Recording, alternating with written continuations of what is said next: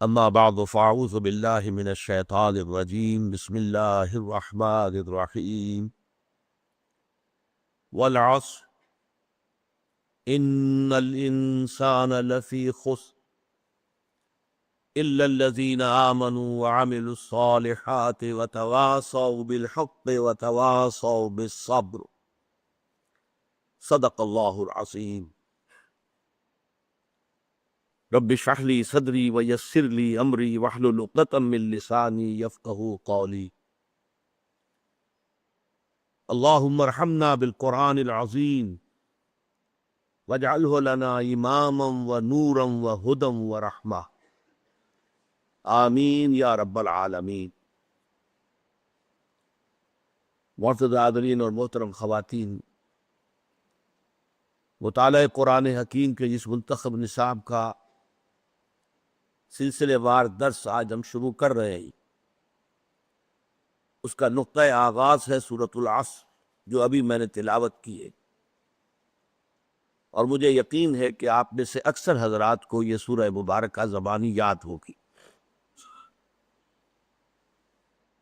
اس ابتدائی نشست میں میں چاہتا ہوں کہ اس سورہ مبارکہ کے بارے میں 4 تمہیدی باتیں اور تعارفی باتیں آپ نوٹ فرما لیں۔ یہ نہ صرف اس سورہ مبارکہ کے بارے میں بلکہ قرآن مجید کے بارے میں بحیثیت مجموعی بعض تعارفی امور بن جائیں گے۔ سب سے پہلی بات یہ کہ یہ قرآن حکیم کی مختصر ترین صورتوں میں سے کل 3 آیات پر مشتمل ہے، اور یہ نوٹ کر لیجئے کہ 3 آیات سے کم پر کوئی صورت مشتمل نہیں ہے۔ قرآن حکیم کی 114 صورتوں میں سے کوئی صورت 1 آیت یا 2 آیتوں پر مشتمل نہیں ہے، کم سے کم آیتیں 3۔ اور اس نے اتفاق یہ ہے کہ 3 ہی صورتیں ہیں جو 3 آیات پر مشتمل ہیں۔ سورۃ العصر جو آج ہم پڑھ رہے ہیں، سورۃ الکوثر، سورۃ النصر، 3 سورت۔ اس کے حوالے سے ایک اور بات بھی، اس کا حوالہ جو ہے آ جائے کہ قرآن نماز کے اندر جن رکعتوں میں سورہ فاتحہ کے ساتھ کچھ اور بھی قرات کی جاتی ہے، اس کا بھی نصاب جو ہے کم سے کم 3 آیات کا ہے۔ اگرچہ کوئی ایک آیت اگر طویل ہو، جیسے آیت الکرسی ہے، آیت البر ہے، تو معاملہ دوسرا ہے، ایک آیت بھی کفایت کر جائے گی، لیکن یہ کہ عام طور پر اس کا نصاب جو ہے وہ 3 آیات کا ہوتا ہے کہ کم سے کم 3 آیات کی قرات کی جائے۔ تو پہلی بات یہ کہ یہ قرآن حکیم کی مختصر ترین صورتوں میں سے ایک ہے۔ دوسری بات یہ نوٹ کیجئے کہ یہ قرآن حکیم کی ترتیب نزولی کے اعتبار سے اولین صورتوں میں سے ایک ہے، اور اس ضمن میں یہ بات نوٹ کر لیں، قرآن مجید کی تنزیل میں اللہ تعالیٰ کی حکمت یہ شامل رہی ہے، ابتدا میں جو صورتیں نازل ہوئیں وہ حجم میں بہت چھوٹی، لیکن اپنے معنی کے اعتبار سے، مفاہیم کے اعتبار سے، اپنی حکمت کے اعتبار سے واقعتاً بہت پروفاؤنڈ، بہت جامع، بہت بامعنی۔ اس کے بعد جیسے جیسے وقت گزرا، آپ کو معلوم ہے کہ پورے قرآن مجید کا نزول جو ہے وہ 23 برس میں مکمل ہوا ہے، 23 برس قمری۔ تو جیسے جیسے وقت گزرا، جو صورتیں نازل ہوئیں اب وہ حجم میں بڑھتی چلی گئی، اور ان کے مضامین کھلتے چلے گئے۔ یعنی یوں سمجھیے کہ جیسے آم کی ایک گٹھلی ہے، اسے آپ زمین میں دبا دیتے ہیں تو پہلے صرف 2 پتیاں نمودار ہوتی ہیں، اس کے بعد وہ ایک پودے کی شکل بنتی ہے، پھر ایک تنا بنتا ہے، ایک درخت کی شکل، پھر اس میں اوپر پتے لگتے ہیں، پھل لگتے ہیں، پھول آتے ہیں۔ بالکل اسی طرح قرآن مجید کی ابتدائی صورتیں ان گٹھلیوں کے مانند ہیں، بہت مختصر لیکن بہت پروفاؤنڈ، بہت بامعنی۔ چنانچہ قرآن حکیم میں سورہ ہود میں اس حکمت کو اللہ تعالیٰ نے باقاعدہ بھی بیان فرمایا الف لام را کتاب احکمت آیاتہ ثم فصلت من لدن حکیم خبیر.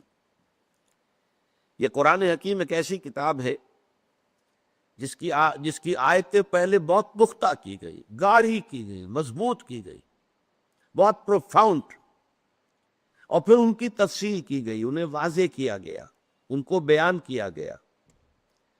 تو جیسے میں مثال ابھی دے چکا ہوں، آم کی گٹھلی سے درخت کے بننے کا پروسیس، یا جیسے کہ کوئی کلی ہو جو جب پھر کھل کر پھول بنتی ہے، تو کلی کے اندر جو پتیاں موجود ہوتی ہیں نظر نہیں آتی ہے، اب جب وہ پھول کھلتا ہے تو وہ پتیاں آپ کے سامنے آ جاتی ہیں. تیسری بات یہ نوٹ کیجئے کہ ابتدائی صورتیں جو ہیں ترتیب مصحف کے اعتبار سے یہ بھی عجیب حکمت ہے اللہ تعالیٰ کی، لیکن یہ کہ یہ موضوع میرا اس وقت نہیں ہے، میں تفصیل میں نہیں جاؤں گا کہ وہ حکمت کیا ہے. مصحف میں سب سے پہلے نازل ہونے والی صورتوں کو سب سے آخر میں رکھا گیا. یہ 30واں پارہ ہے، آپ کو معلوم ہے 37 صورتیں اس کے اندر موجود ہیں ایک پارے کے اندر، پارہ عم جسے ہم عام طور پر کہتے ہیں، اور اس میں یہ چھوٹی چھوٹی صورتیں آخر میں آ کر تو بہت ہی حجم چھوٹا ہو جاتا ہے، 3 آیتوں کی، 4 5 آیتوں کی صورتیں. پھر اس سے ذرا پیچھے چلتے ہیں آپ تو 8 10 آیتوں کی، اس سے پیچھے چلتے ہیں تو 10 15 آیتوں کی. یہ سب سے چھوٹی صورت قرآن مجید کی، اور جو سب سے پہلے نازل ہوئی وہ مصحف میں سب سے آخر میں رکھی گئی. اور وہ صورتیں کہ جو 12 15 16 17 سال بعد نازل ہوئی ہے آغاز کے، وہ ابتدا میں ہے. سورہ بقرہ ہے، سورہ آل عمران ہے، سورہ نساء ہے، سورہ مائدہ ہے، بڑی طویل صورت ہے. چوتھی بات یہ نوٹ کیجئے کہ یہ ابتدائی صورتیں ہیں قرآن حکیم کی، ان کا آغاز چونکانے والا ہے. والعصر، زمانہ گواہ ہے، زمانہ پکار رہا ہے، ندا کر رہا ہے، آواز دے رہا ہے. القارعہ ما القارعہ وما ادراک ما القارعہ، وہ کھڑکھڑا دینے والی شے. کیا ہے وہ کھڑکھڑا دینے والی شے؟ کیا سمجھا تم نے کیا ہے وہ کھڑکھڑا دینے والی شے؟ الحاقہ ما الحاقہ وما ادراک ما الحاقہ، وہ اٹل شے، وہ شدنی امر، وہ قطعی اور یقینی بات جو ہونے والی ہے. کیا ہے وہ یقینی بات؟ کیا تم سمجھے ہو کہ کیا ہے وہ یقینی بات؟ یہ انداز. عما یتساءلون عن النبأ العظیم الذی هم فیہ مختلفون، یہ کس چیز کے بارے میں چیمیں گوئیاں ہو رہی ہیں؟ اس بڑی خبر کے بارے میں جس کے بارے میں ان میں اختلاف پیدا ہو گیا. حالی نے اس کو بہت خوبصورتی سے کہا ہے کہ وہ بجلی کا کڑکا تھا یا صوت ہادی، عرب کی زمین جس نے ساری ہلا دی، ایک ہلچل ہو گئی، لوگ چونک گئے، کیا بات کہی جا رہی. وہی انداز اس سورہ مبارکہ کا. والعصر، زمانہ گواہ ہے. کس بات پر گواہ ہے؟ اس پر بات میں بات ہوگی. تیسری بات یہ نوٹ کیجئے اس سورہ مبارکہ کے بارے میں کہ یہ قرآن حکیم کی سہل ترین صورت ہے، آسان ترین صورت. میرا انداز بدل گیا ہے. میں نے پہلی 2 باتوں کے بارے میں کیا کہا؟ یہ قرآن مجید کی مختصر ترین صورتوں میں سے ایک ہے، یہ قرآن حکیم کی اولین صورتوں میں سے ایک ہے. لیکن اب میں کہہ رہا ہوں یہ قرآن حکیم کی سہل ترین صورت ہے، آسان ترین صورت ہے. یہ نوٹ کر لیجئے کہ اگرچہ پورا قرآن مجید کتاب مبین اسے کہا گیا ہے، ایک بڑی روشن کتاب ہے، واضح کتاب ہے، ایچ پیچ نہیں ہے، اس میں کوئی پہلیاں نہیں بجھوائی گئی ہیں، بات بالکل سادہ انداز میں کی گئی ہے. اور ایک سورہ مبارکہ میں 4 مرتبہ اللہ تعالیٰ نے چیلنج کے انداز میں فرمایا وَلَقَدْ يَسَّرْنَا الْقُرْآنَ لِلذِّكْرِ فَهَلْ مِن مُدَّكِرٍ، نصیحت اخذ کرنے کے لیے، ہدایت حاصل کرنے کے لیے ہم نے اس قرآن کو بہت آسان کر دیا، تو ہے کوئی کہ جو اسے ہدایت اخذ کرے؟ تو ویسے تو یہ معاملہ پورے قرآن کا ہے، لیکن یہ کہ ایک ادب میں ایک شے ہے جسے ہم کہتے ہیں سہل ممتنع، اتنی آسان بات کہ جو بظاہر تو نظر آئے بڑی آسان بات ہے، لیکن واقعہ یہ ہے کہ اس کے اندر گہرائی، اس کی گہرائی، اس کے اندر رمق، اس کے مضامین کا پھیلاؤ، وہ واقعتاً جو ہے انسان کے لیے حیران کن ہو جائے، اور اگر کوئی شخص یہ چاہے کہ اسی انداز میں وہ بھی کوئی بات کہے تو اسے وہ ناممکن نظر آئے۔ سہل ممتنع، ممتنع اسے کہتے ہیں کہ جس کے قریب جانا آسان نہ ہو۔ تو سہل ممتنع کی جو سب سے بڑی مثال ہے قرآن حکیم میں، یہ سورۃ العصر ہے۔ اب ذرا نوٹ کیجئے کہ ہم اردو بولنے والے جاننے والے لوگ ہیں، اس میں کوئی ایک لفظ بھی ایسا نہیں آیا کہ جو ہمارے لیے نامانوس ہو۔ عصر، عصر حاضر، عصر زماں، معاصر لوگ ہم بولتے ہیں، زمانہ۔ اسی طریقے سے انسان تو اردو کا لفظ معلوم ہوتا ہے، ان الانسان لفی خسر، خسر، خسارہ یہ اردو کے اندر مستعمل ہے، خسران اردو میں مستعمل ہے۔ آمنو، ایمان، جو تو ہمارے لیے ایک ایسی چیز ہے کہ جس کے بارے میں کسی بھی وضاحت کی ضرورت نہیں، ہر شخص جانتا ہے ایمان کسے کہتے ہیں۔ عمل اردو زبان کا لفظ ہے، عمل الصالحات، صالح بھلا، صالح انسان ہے، اچھا انسان ہے۔ صالح، صالحات، اس میں یہ جمع مؤنث کا صیغہ آیا ہے، نیکیاں، بھلائیاں، اچھے اعمال۔ ذرا سا ایک لفظ جو ہے وہ غیر مانوس آپ کو نظر آئے گا، تواصو، لیکن یہ کہ اس کی بھی جو جڑ ہے وصیت، وہ اردو میں ہم بولتے ہیں، وصیت کرنا، تاکید کرنا، نصیحت کرنا۔ عام طور پر اردو میں یہ مستعمل ہے صرف انتقال کے وقت جو وصیت کی جاتی ہے، عربی میں اس کے لیے بھی لفظ وصیت ہے، لیکن عام طور پر بھی اگر آپ کسی کو کوئی بات، نصیحت کی بات تاکید کے ساتھ کہیں گے تو وصیت اس کے لیے لفظ مستعمل ہے۔ صبر، حق، یہ سارے الفاظ جیسا کہ میں نے عرض کیا معلوم ہوتا ہے اردو زبان کے الفاظ۔ اس موقع پہ مناسب معلوم ہوتا ہے کہ اس وقت ہم ترجمہ سادہ سا کر لیں۔ والعصر، کہنے کو تو یہ ہمیں معلوم ہوتا ہے کہ ایک لفظ ہے، یہ ایک لفظ نہیں ہے، دو کلمات پر مشتمل ہے، واو حرف جار، العصر، والعصر، اور یہ واو کا فائدہ یہاں قسم کا ہے، زمانے کی قسم ہے۔ یا چونکہ قسم جو ہے وہ عام طور پر شہادت کے لیے آتی، گواہی کے لیے آتی ہے، زمانہ گواہ ہے۔ ان، یہ حرف تاکید ہے، ان الانسان لفی خسر، یقیناً تمام انسان خسارے میں۔ انسان جیسا کہ میں نے عرض کیا ہم جانتے ہیں، اس پر جو الف لام لگا ہے، کسی اسم نکرہ پر الف لام اگر لگتا ہے تو یہ معنی پیدا ہوتے، کوئی معین انسان، لیکن ایک مفہوم یہ بھی ہوتا ہے تمام انسان، اسے حصر کہتے ہیں۔ ان الانسان، تمام انسان، لام حرف تاکید ہے، لفی خسر، فی پھر حرف جار ہے، یقیناً وہ ہے اندر، خسرن، خسارے کے۔ یہ میں نے پرانے انداز کا ترجمہ کیا ہے، فی کو واضح کرنے کے لیے، اندر، بیچ خسارے کے، اندر خسارے کے۔ جب لفظی ترجمہ قرآن مجید میں آپ کبھی دیکھتے ہوں گے تو وہ اس طرح کی ترکیب ہوتی ہے، کیونکہ وہ کوشش ہوتی تھی کہ ہر لفظ کا ترجمہ جو ہے وہ اس کے ساتھ ہی آ جائے۔ خسرن، یہ اسم نکرہ ہے، اور نکرہ جو ہے عربی زبان میں جو مختلف معانی دیتا ہے ان میں سے ایک تفخیم کہلاتا ہے، بڑی عظمت، یعنی خسارہ معمولی نہیں، بہت بڑا خسارہ، بہت عظیم خسارہ، بہت بڑی تباہی، بہت بڑی بربادی۔ وہ ترجمہ کیا ہوا؟ دو آیتیں ملا کر ہم نے جب ترجمہ کیا، زمانہ گواہ ہے، تمام انسان عظیم ہلاکت میں ہے، دو چار ہوں گے عظیم تباہی سے۔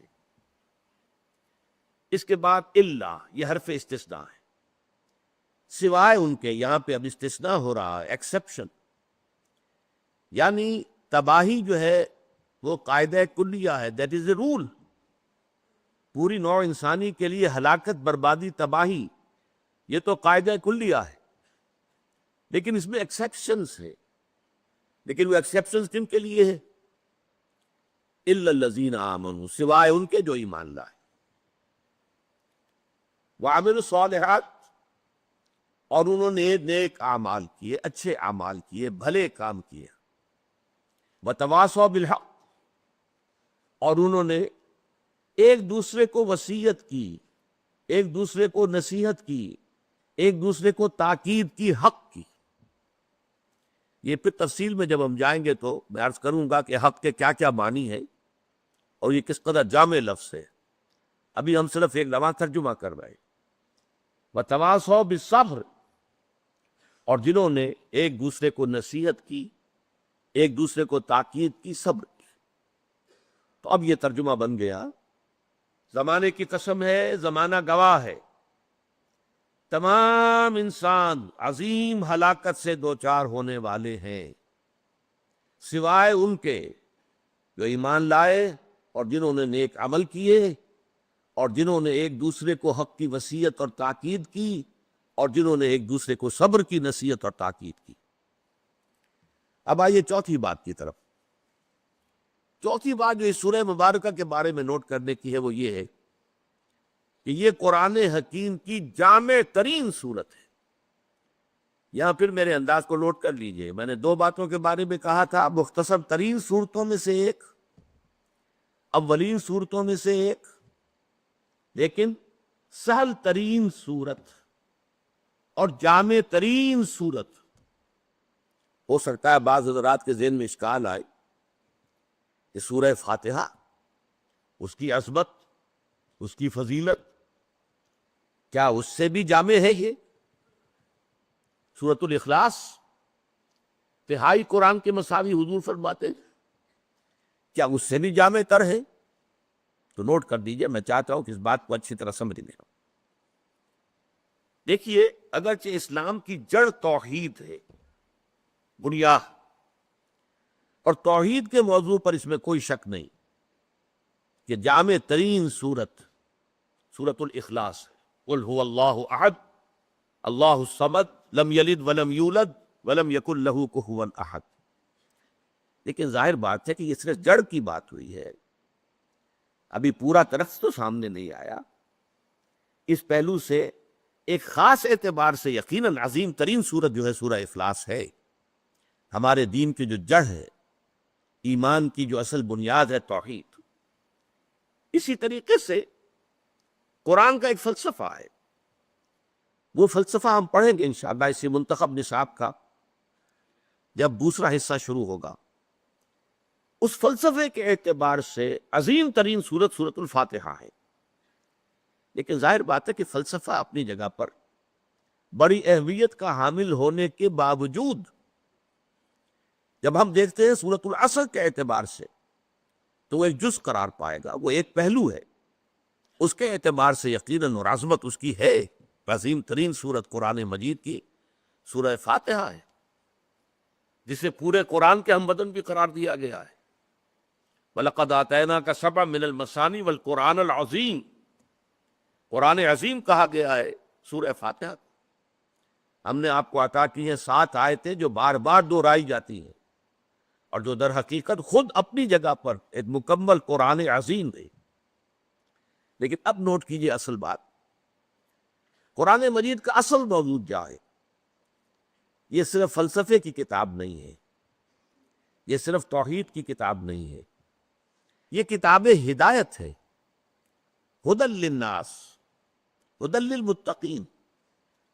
اصل میں سورہ فاتحہ ہی میں جو ہم ہر رکعت میں نماز کے پڑھتے ہیں اور کہتے ہیں اہدنا الصراط المستقیم، پروردگار ہمیں سیدھے راستے کی ہدایت بخش۔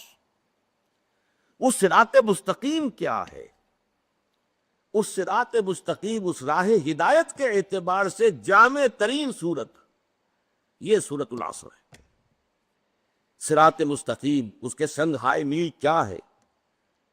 یہ چھوٹی صورت ہونے کے باوجود اس نے صراط مستقیم کے سنگ ہائے میل کو اس طریقے سے اپنے اندر سمو لیا ہے، سمیٹ لیا ہے، جمع کر لیا ہے کہ اس کی عظمت کو امام شافعی رحمۃ اللہ علیہ بیان فرماتے ہیں۔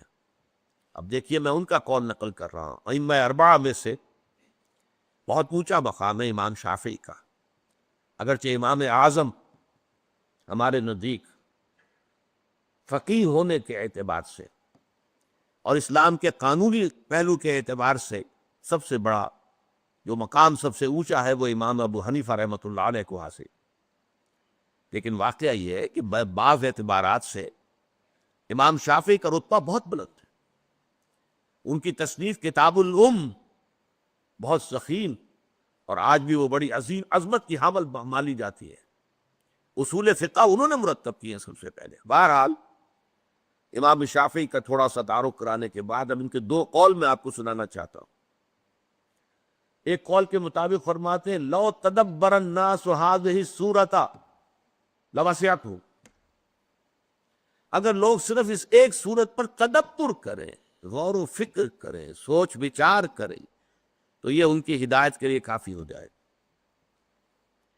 ایک اور قول جسے مفتی محمد عبداللہ کا بہت مشہور ہے تفسیر 12 عم، اس میں انہوں نے نقل کیا ایک اور قول. وہ کہتے ہیں قرآن مجید میں اگر اس سورہ اصل کے سوا اور کچھ نازل نہ ہوتا تب بھی یہ لوگوں کے لیے کافی تھی. لو لم ينزل من القرآن سواہا، اگر قرآن مجید میں سوا اس ایک سورت کے اور کچھ نازل نہ ہوتا لکفت الناس، یہ لوگوں کی ہدایت کے لیے کفایت کرنے والی سورت. یہ عظمت ہے اس سورہ مبارکہ. اس کا تھوڑا سا تجزیہ کر دیجیے. میرے نزدیک قرآن مجید کے جو مضامین ہیں ان کا ایک مکمل انڈیکس اس سورت میں موجود ہے. جن حضرات نے شاہ ولی اللہ دہلوی رحمۃ اللہ علیہ کا جو مشہور رسالہ ہے جو انہوں نے اصول تفسیر پر لکھا ہے الفوز الکبیر، اس کا مطالعہ کیا ہے. شاہ صاحب نے قرآن مجید کے مضامین کو 5 حصوں میں تقسیم کیا ہے. میں بھی 5 ہی حصوں میں تقسیم کر رہا ہوں اس سورت کے اعتبار سے، لیکن ذرا الفاظ مختلف ہیں، عنوانات مختلف ہیں. میں اس سورت کے الفاظ کو عنوان بنا رہا ہوں. قرآن مجید میں آپ دیکھتے ہیں کہ خاصا بڑا حصہ قرآن مجید کا تاریخی تفاصیل پر مشتمل ہے. سابقہ انبیاء و رسول کے حالات، رسولوں کی قوموں پر آنے والے عذاب کی تفاصیل، یہ نوع انسانی کی تاریخ ہے. پھر یہ کہ ازل میں جو واقعات ہوئے، تخلیق آدم کا مسئلہ ہے، پھر جو فرشتوں کو حکم دیا گیا سجدے کا، ان کو آدم کو جنت میں رکھا گیا، یہ بھی تو ایک تاریخ کا حصہ ہے، انسانی تاریخ. اور پھر یہ کہ ابد کا معاملہ جو آنے والا ہے، اس سب کو آپ نوٹ کیجئے. زمانہ در حقیقت اس سب کو کور کر رہا ہے. زمانہ کیا ہے یہ میں بھی اس کے بعد انشاءاللہ تفصیل سے عرض کروں گا کہ اس میں کیا مباحث ہے، کیونکہ ماہیت زمان جو ہے یہ فلسفے کے مشکل ترین مسائل میں سے. لیکن یہ ہے کہ یہاں زمانہ جو ہے یوں سمجھیے کہ ایک چادر کے مانند تنا ہوا ہے ازل سے ابد تک، اور یہ زمانہ چشمدید گواہ ہے کہ کیا ہو رہا ہے. اس زمانے نے قوم نوح کو غرق ہوتے دیکھا ہے، اسی زمانے نے قوم ہود کو برباد ہوتے ہوئے دیکھا ہے. اسی زمانے نے، جیسے علامہ اقبال ایک جگہ کہتے ہیں، یہ ستارے جو ہیں می نگریم و می رویم، می رویم و می نگریم، ہم چلتے رہتے ہیں اور دیکھتے رہتے ہیں دنیا میں کیا ہو رہا ہے. یہ زمانہ گویا کہ دیکھ رہا ہے. تو گویا کہ اس سب کے لیے ایک لفظ آ گیا یہاں پر والعصر. اب اس کے بعد قرآن مجید کے مضامین میں تجزیہ کریں گے. یا ایمان کے مباحث ہے، توحید ہے، معاد ہے، اس کے لیے دلائل ہے، استدلال ہے. پھر اس کے خلاف جو باتیں کہی جا رہی تھی ان کا رد ہے، ان کی نفی ہے، اس پر رد و قدح کی کیفیت ہے. ایمان کے مباحث بہت بڑے مباحث ہے، اور مکی صورتوں کا تو اکثر و بیشتر حصہ انہیں پر مشتمل ہے. اس کے بعد تیسرا مضمون کیا ہے؟ عمل صالح. یہ کرو، یہ نہ کرو، یہ بھلے کام ہیں، یہ برے کام ہیں، ان کو چھوڑنا ہے، نیک کام کرنے ہیں. اب اس کے لیے آپ کو معلوم ہے عمل صالح کا پہلا منزل کیا ہے؟ انفرادی شخصیت کیسی ہونی چاہیے، انفرادی سیرت و کردار میں کیا چیزیں ہونی چاہیے، کیا اوصاف، کیا چیزیں اپنے اندر پیدا کرنی چاہیے. معاشرے کی کیا اقدار ہونی چاہیے، معاشرتی اقدار کیا اصول ہونے چاہیے، تنظیم معاشرہ، سب سے پہلے تنظیم خاندان، جسے کہ شاہ ولی اللہ کہتے ہیں تدبیر منزل کہتے ہیں نا مکان کو، فلاں منزل فلاں منزل، یہ منزلوں کے مکانوں کے نام ہوا کرتے تھے، جیسے وزیر منزل تو تدبیر منزل، پھر یہ کہ ایک معاشرہ جب وجود میں آتا ہے پھر ریاست وجود میں آتی ہے، اس کے کیا اصول ہونے چاہیے، کیسے اس کو چلانا چاہیے، یہ ساری چیزیں عمل صالح کے اندر آوے۔ تیسرا مضمون قرآن مجید کا بہت اہم، دعوت اللہ، دعوت الحق، امر بالمعروف، نہی عن المنکر، شہادت حق، اقامت دین، جہاد فی سبیل اللہ، اور ان سب کے لیے عنوان تواصوا بالحق، اور اس کے بعد مضامین صبر کرو، یا ایھا الذین آمنوا اصبروا وصابروا ورابطوا واتقوا اللہ، صبر کرو، مصیبت میں صبر کرو، آزمائشوں میں صبر کرو، مخالفین کی طرف سے پرسیکیوشن ہو صبر کرو، میدان جنگ میں نقد جان ہتھیلی پر رکھ کر حاضر ہو جاؤ۔ یہی تو مضامین قرآن مجید کے ہیں۔ یہ 5 مضامین، ایک عصر کے حوالے سے تمام تاریخی مباحث، اس کے لیے عنوان والعصر، ایمانیات کے سارے مباحث الا الذین آمنوا، پھر تمام اعمال، اخلاق انفرادی سے لے کر ایک تنظیم ملت اور تاسیس ریاست تک کے سارے معاملات عمل صالح ہو، پھر تمام نیکی کا پرچار، حق کی دعوت، حق کی اشاعت، اس کے لیے تواصی بالحق، اور پھر صبر، مصابرت، ڈٹے رہنا، جھیلنا، تکلیف برداشت کرنا، اس لیے کہ تواصی بالحق کو آسانی سے پسند نہیں کیا جائے گا۔ الحق مرن، حق تو کڑوا ہوتا ہے، جب بھی آپ حق کی بات کریں گے پھر آزمائش آئے گی، پھر تکلیفیں آئیں گی، پھر مصیبتیں آئیں گی، اس لیے کہ دنیا میں حق کو پسند کرنے والے لوگ نہیں۔ یہ 4 باتیں ہیں جو میں نے عرض کی ہیں، بڑی ابتدائی، پھر نوٹ کر رہا ہوں، یہ قرآن حکیم کی مختصر ترین صورتوں میں سے ایک ہے، یہ قرآن حکیم کی ترتیب نزولی کے اعتبار سے اولین صورتوں میں سے ایک ہے، یہ قرآن حکیم کی سہل ترین صورت ہے، سہل ممتنع کی سب سے بڑی مثال، اور نمبر 4 یہ قرآن حکیم کی جامع ترین صورت ہے۔ اب آئیے ذرا اس کا تجزیہ کیجئے گرامر کے اعتبار سے۔ دیکھیے، والعصر ان الانسان لفی خسر الا الذین آمنوا وعملوا الصالحات وتواصوا بالحق وتواصوا بالصبر۔ آیتیں 3 ہیں، لیکن ذرا غور کریں گے تو معلوم ہوگا جملہ ایک ہی ہے، اس لیے کہ والعصر، زمانے کی قسم ہے، زمانہ گواہ ہے، بات تو پوری نہیں ہوئی، اسے جملہ نہیں کہیں گے، کلام تام نہیں کہیں گے، مکمل بات نہیں ہوئی، اس لیے کہ جب تک قسم کے ساتھ جواب قسم نہ ہو کہ کس بات پر قسم کھائی جا رہی، اللہ کی قسم، بھائی ہاں بھائی کس بات پر اللہ کی قسم کھا رہے، تو والعصر جو ہے، اب اس کو عربی گرامر میں کہتے ہیں مرکب ناقص، یہ مکمل جملہ نہیں ہے، یہ کلام تام نہیں ہے، بلکہ مرکب ناقص ہے۔ والعصر ان الانسان لفی خسر، یقیناً انسان، تمام انسان خسارے میں ہیں، گھاٹے میں ہیں، ٹوٹے میں ہیں، ہلاکت اور بربادی سے دوچار ہونے والے۔ یہ درمیانی آیت جو ہے مکمل جملہ ہے اپنی جگہ پر، ان الانسان لفی خسر، لیکن اب آئیے تیسری آیت، الا الذین آمنوا وعملوا الصالحات وتواصوا بالحق وتواصوا بالصبر۔ اب یہاں اللہ سے بات شروع ہو رہی ہے، یہ بھی جملہ نہیں ہے، اس لیے کہ استثناء میں جب تک کہ مستثنی منہ کا تذکرہ نہ آئے، کس چیز سے مستثنیٰ کر رہے ہیں آپ، جب تک کہ اس کا ذکر نہیں آئے گا تو محض استثناء جو ہے وہ تو کوئی مفہوم جو ہے اپنا کنوے نہیں کرتا۔ تو ایسے تینوں جو ہیں یہ آیتیں مل کر ایک جملہ بنا، زمانے کی قسم ہے اور زمانہ گواہ ہے، تمام انسان خسارے میں ہے، ٹوٹے میں ہے، تباہ اور برباد ہوں گے۔ الا الذین آمنوا وعملوا الصالحات وتواصوا بالحق وتواصوا بالصبر، سوائے ان کے جو ایمان لائے اور جنہوں نے نیک عمل کیے اور جنہوں نے ایک دوسرے کو حق کی نصیحت کی اور جنہوں نے ایک دوسرے کو صبر کی نصیحت کی۔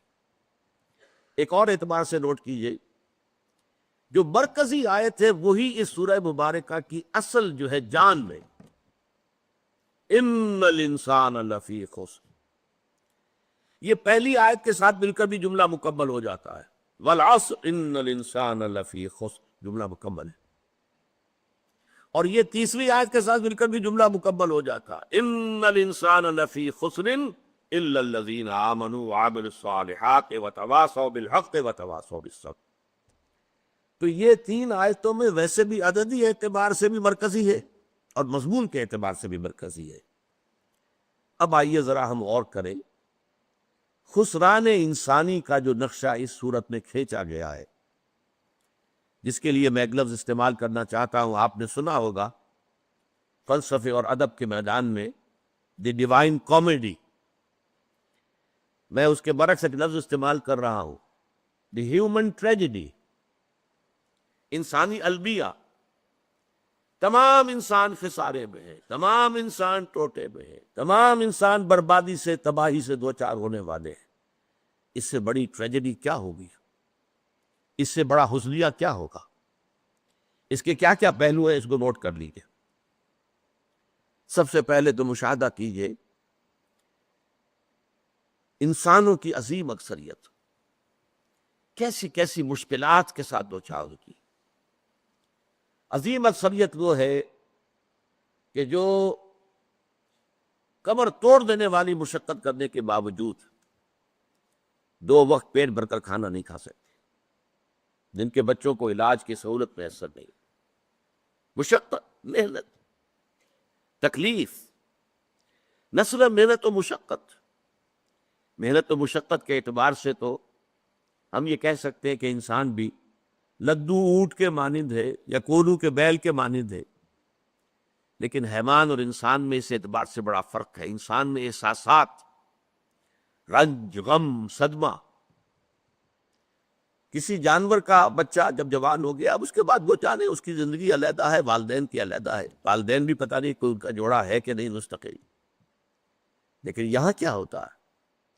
یہاں جس اولاد کو پالا پوسا، جنہیں اپنے جگر کے ٹکڑا سمجھ کر اور اپنا پیٹ کاٹ کر جن کو پالا ہے، اگر وہی بیٹا جوان ہو کر سینہ تان کر بات کرتا ہے، یا جیسا کہ آپ سنتے ہیں باپ پر ہاتھ اٹھا لیا ہے، ماں کو مار دیا ہے، قتل کر دیا، جو صدمہ اس وقت انسان کو ہوتا ہے کیا کسی حیوان کو ہوتا؟ یہ صدمات، یہ رنج و غم، قرآن مجید میں ایک پوری سورہ مبارکہ ہے اسی پر، جس کا مرکزی مضمون یہی ہے، لا اقسم بہذا البلد وانت حل بہذا البلد ووالد وما ولد لقد خلقنا الانسان فی کبد۔ میں جو ابتدائی قسمیں ہیں ان کو اس وقت تشریح نہیں کروں گا، اس لیے کہ وہ ہمارا اس وقت کا موضوع نہیں ہے۔ جس پر قسمیں کھائی اللہ نے تین، لا اقسم بہذا البلد وانت حل بہذا البلد ووالد وما ولد، تین قسمیں کھا کر بات کیا کہی؟ ہم نے انسان کو محنت اور مشقت ہی میں پیدا کیا۔ محنت اور مشقت ہر انسان کا مقدر ہے۔ عام طور پر سمجھا یہ جاتا ہے کہ غریب لوگوں کے لیے یہ معاملہ ہے، نہیں، اصل میں محنت اور مشقت کی شکلیں مختلف ہیں۔ کوئی شخص دفتر میں بیٹھا ہوا مشقت کر رہا ہے، کسی کی ذہنی مشقت زیادہ ہے، کسی کی جسمانی مشقت زیادہ ہے۔ یہ جسمانی مشقت والا جو ہے تھک ہار کر رات کو سوتا ہے تو صبح کی خبر لائے گا، وہ پوری طرح ٹانگیں پھیلا کر سوتا ہے۔ اور یہ جو ذہنی مشقت کرنے والے ہیں، لمبی لمبی کاروں میں چلنے والے اور بڑے بڑے محلوں میں رہنے والے، ایئر کنڈیشنڈ آفیسز اور بنگلوں پہ رہنے والے، ان کی راتوں کی نیند حرام ہو جاتی ہے۔ ان کو جو مسائل درپیش ہوتے ہیں، انہیں جو صدمے ہوتے ہیں، انہیں جو فرسٹریشنز ہوتی، یہ نقصان ہو گیا ہے، یہ معاملہ ہو گیا ہے، فلاں نے یہ کر دیا ہے، فلاں پرابلم پیدا ہو گیا ہے، یہ ساری چیزیں جو ہے یہ اس غریب مزدور کے لیے نہیں ہوتی۔ آپ کو معلوم ہے ہپنوٹس کی ضرورت جو ہے انہی عمرا کو ہوتی ہے، سیڈیٹیوز کی ضرورت انہی کو ہوتی ہے، ٹرینکولائزرز انہی کو چاہیے، انہیں نرم گدیلوں کے اوپر نیند نہیں آتی۔ تو مشقت اور محنت ہر ایک کے لیے۔ صدمہ، غالب نے بہت خوب کہا تھا، قید حیات و بند غم اصل میں دونوں ایک ہے، موت سے پہلے آدمی غم سے نجات پائے کیوں؟ یہ انسان کا مقدر ہے، یہ تو ہو کر رہنے والی شے ہے۔ غم تو رہے گا، صدمہ رہے گا۔ آپ کو شاید یاد آیا ہو، ایک بڑی عظیم ہستی گزری ہے انسانی تاریخ میں، گوتم بدھ، کپل وستو کا شہزادہ، at the prime of his youth, 30 برس کی عمر، اس نے مشاہدہ کیا لوگوں کو، لوگ دکھوں میں ہیں، لوگوں کے لیے مصیبتیں ہیں، لوگوں کے لیے تکلیفیں ہیں۔ ایک اندھا آدمی دیکھا، اس نے چلتا ہوا ٹھوکر کھا کے گرا اس کے نگاہوں کے سامنے۔ اس نے سوچا یہ کیا ہو رہا ہے، کیوں ہے یہ اندھا، کیوں ہے؟ کسی کو اندھا پیدا کر دیا جاتا، پیدائشی اندھا۔ اس کے والدین کے سامنے اس کو بچہ جو ہے دم توڑ رہا ہے، کچھ نہیں کر سکتے، ٹک ٹک دیدم دم نہ کشیدم، جا رہا ہے تمہارے ہاتھوں میں سے، نکل رہا ہے، جا رہا ہے۔ قرآن مجید میں بھی سورہ واقعہ میں قسم کھائی گئی ہے، فلولا ان کنتم غیر مدینین ترجعونها ان کنتم صادقین، واپس لے سکتے ہو تو لے لو، موت کے پنجے سے چھڑا لو اگر تمہارے اندر کوئی طاقت ہے۔ نہیں، جا رہا ہے، رو رہے۔ یہی وجہ ہے کہ پھر وہ اس فکر میں، یہ دکھ کیوں ہے انسان کا مقدر، اس کا سبب تلاش کرنے کے لیے پھر اس سے نکلنے کا راستہ کیا ہے، اس سے نجات کیسے ہوگی، نروان کیسے ملے گا۔ اور آپ کو معلوم ہے 30 برس کی عمر میں جوانی کا دور، جوان بیوی کو رات کو سوتے ہوئے چھوڑ کر گیا ہے، شیرخوار بچہ چھوڑ کر گیا، محل چھوڑ کر جا کر خاک چھانی ہے، کہاں کہاں پھرا ہے، کن کن رشیوں منیوں کی خدمتیں کی ہیں، کہاں کہاں گیا ہے، کتنا وقت لگایا ہے، کن کن جنگلات جو ہے اس کے خاک چھانی ہے اس نے۔ بہرحال اسے کیا ملا کیا نہیں ملا یہ میں اس سے بحث نہیں کرتا، اس لیے کہ ظاہر بات ہے کہ وہ حضرت مسیح علیہ السلام سے بھی قبل کی شخصیت ہے، اور اکثر لوگوں کی تعلیمات بگڑ گئی ہیں۔ حضرت مسیح علیہ السلام کی تعلیمات اگر قرآن مجید ہمیں نہ بتائے تو ہمیں کیسے معلوم ہو کہ ان کی اصل تعلیم کیا تھی؟ عیسائی جس مسیح کو ماننے والے ہیں اس مسیح کو تو ہم نہیں مانتے، اللہ کا بیٹا تو ہم نہیں مانتے، لیکن اگر قرآن مجید واضح نہ کرتا تو ہمیں کیسے معلوم ہو رہا؟ اسی طرح گوتم بدھ کے بارے میں جو کچھ کہتے ہیں ان کے ماننے والے، اس کی طرف نہ جائیے، وہ کیا تھا حقیقت میں ہم نہیں جان سکتے، لیکن یہ ضرور ہے کہ اس کے فلسفے کا جو مین تھیم ہے، سروم دکھم، all is pain, all is suffering, all is agony، سروم دکھم، درد ہی درد ہے، رنج ہی رنج ہے، غم ہی غم ہے۔ قید حیات و بند غم اصل میں دونوں ایک ہے، موت سے پہلے آدمی غم سے نجات پائے کہ۔ لیکن جس اعتبار سے اگر آپ غور کریں گے تو چلیے انسان حیوانات کے ساتھ میں آ گیا بس، لیکن نہیں، انسان کی ہیومن ٹریجڈی کا نقطۂ عروج بالکل ایک اور ہے۔ مرنے کے بعد پھر اٹھایا جائے گا، پھر جواب قلبی ہوگی، کیا کرتے رہے زندگی بھر؟ تم نے حقیقت کو پہچاننے کی کوشش کی؟ تم نے حق پر چلنے کی کوشش کی؟ یا تم نے ظلم کیے، زیادتیاں کی، ناانصافیاں کی؟ آؤ حساب وہ، حیوان سے یہ محاسبہ نہیں ہے، نباتات اور حیوانات اس سے بری، انسان ہے۔ اس پر بھی ایک سورت ہے قرآن مجید کی، سورۃ الانشقاق، یا ایھا الانسان انک کادح الی ربک کدحا فملاقیہ، اے انسان تیرا معاملہ یہ ہے، تو مشقت پر مشقت جھیل کر، تکلیفیں پر تکلیفیں برداشت کر کے پھر ایک دن اپنے پروردگار کے حضور میں حاضر ہوگا جواب دہی کے لیے۔ ثم لتحسبن بما تعملون، حضور کی ایک خطبے میں جو الفاظ آتے ہیں، واللہ لتموتن کما تنامون، خدا کی قسم تم سب مرو گے جیسے کہ ہر روز شام کو سو جاتے ہو، رات کو سو جاتے ہو، یہ نیند بھی موت کی بہن ہے۔ ثم لتبعثن کما تستيقظون، لیکن پھر جیسے روزانہ صبح بیدار ہوتے ہو ایسے ہی ایک صبح قیامت آئے گی کہ سب اٹھا لیے جاؤ۔ ثم لتحسبن بما تعملون، پھر تمہارا محاسبہ ہوگا.